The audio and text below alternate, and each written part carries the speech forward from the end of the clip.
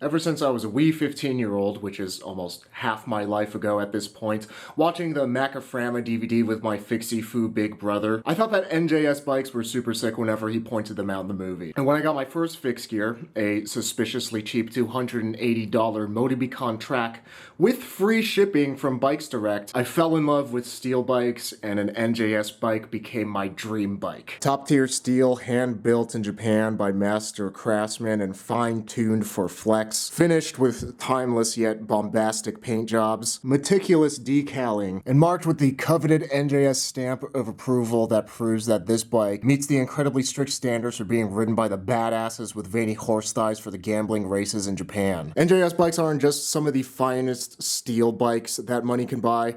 They are some of the finest bicycles that money can buy. Despite the fact that when you type in NJS into YouTube, a bunch of my videos glazing these masterpieces pop up. I've never actually owned an NJS bike for myself until 6 months ago, after 14 plus years of pining for one of these things. So here we are, 6 months with the NJS bike.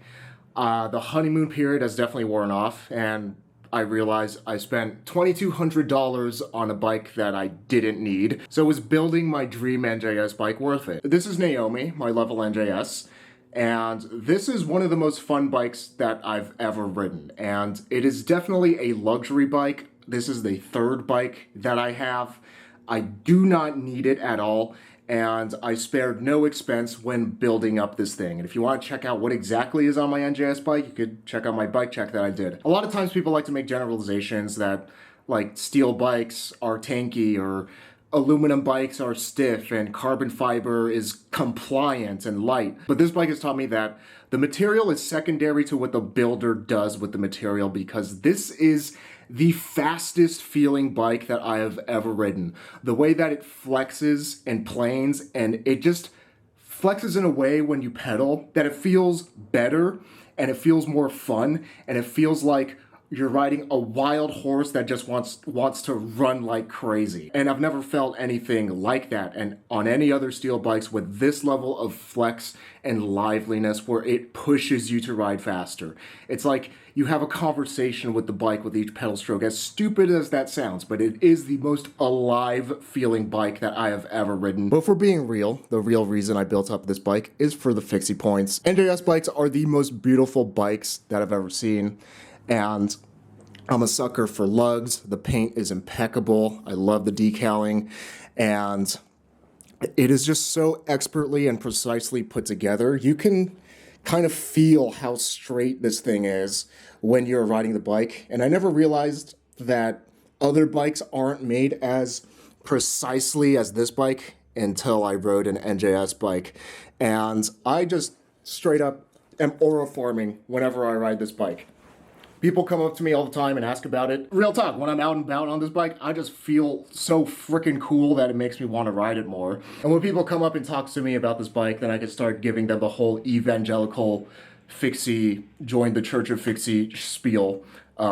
Just because like this bike is so sick and people want to know about it. And I feel like this bike captures what I really love about cycling, is that it's just supposed to be fun, even though yes, it is fast, yes, it is a race bike, but also at the end of the day, the reason any of us ride bikes instead of doing something barbaric like running is because it's way more fun. And I feel like my level NJS bridges the gap between people who are competitive about cycling and people who just ride for fun and just think that biking is cool.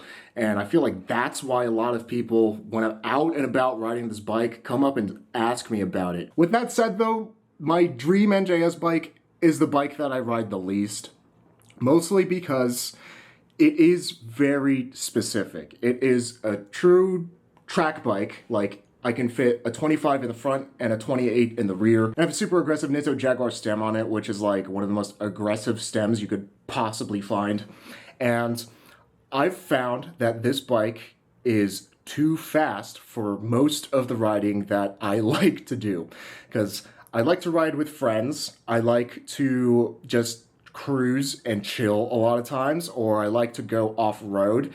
And this bike can do one thing, and that's just go fast on pavement. And anything else outside of that, it doesn't really want to do, even though this is my dream bike. I also just recently threw the riser bars on it because previously I was riding with the track drops, and the track drops were super fun. It's just that it was way too freaking fast. And with the track drops, I could only ride like 30 miles tops comfortably on it when I like to do more long distance rides. And with the risers, it allows me to ride it in a way that's chiller and more social, and just allows me to enjoy the ride rather than just blasting down the bike path at like 20 plus miles an hour.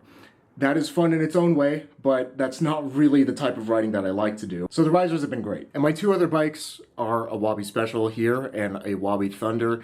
And the NJS just isn't as useful because my Wabis are set up to do pretty much any type of riding. They're set up to be much more comfortable for the long distance rides that I like to do.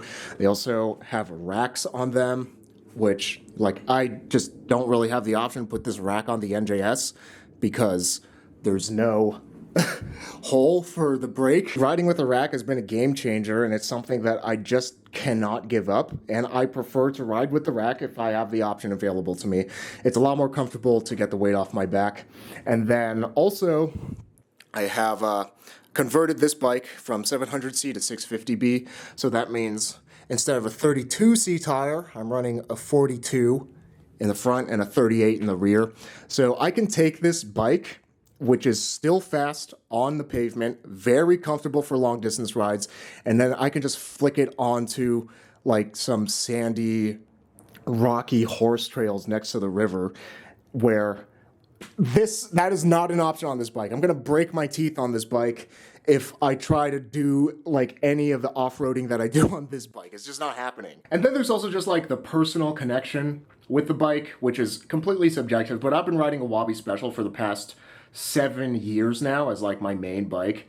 And even though it doesn't feel as lively and as quick as the NJS bike, I just prefer the Wabi Special because no matter how hard or how chill I want to ride, it feels like it meets me where I want to ride. Whereas the NJS kind of keeps pushing me to go faster and faster, even if I don't want to. And if you're interested in a complete bike that rides excellently, that costs half as much as my NJS bike, check out wabicycles.com. So was my level NJS bike worth the $2,200 that I dropped on it? Well, it is a bike that I don't need. It is the bike that I ride the least because it is the least versatile, but it is the bike that opened up my eyes to how fast and how fun a steel bike can be. Heck, any bike can be, especially when you're riding it on pavement. It's very specialized in what it does, but it is so good at what it does that I just want to keep it around because it showed me this entire other side of cycling that I haven't experienced before. And I've been yearning after one of these things for the past 14 years, and $2,200 is a small price to pay to live out my dream. I am a man of humble desires. I don't own a car. All I want to do is just ride bikes and make videos and play music. So $2,200 to fulfill one of my dreams that I've had since I was a teenager is definitely worth it. It is exactly as I expected because I held off on buying an NJS bike for so long because I knew that I wouldn't need it. I knew that it would be limited because of the tire clearance, and I knew that it would be the bike that I ride the least because they're not as useful as other bikes. It has been exactly as I expected it to be. And although $2,200 for a bike is a lot of money, especially for a bike that I don't need, this thing is built to last forever, even though it did come with a courtesy dent in the top tube. I will point that out every single moment opportunity that I get, because they didn't tell me that I had a dent in the top tube, but you know, that's just the thing with NJS bikes. Yes, it's worth it, but if I ever do need to downsize because my life is always changing, this is going to be the first bike to go, even though I love it dearly. But for now, because I have the space and the means to keep it, I'm gonna keep living out my fixie dreams.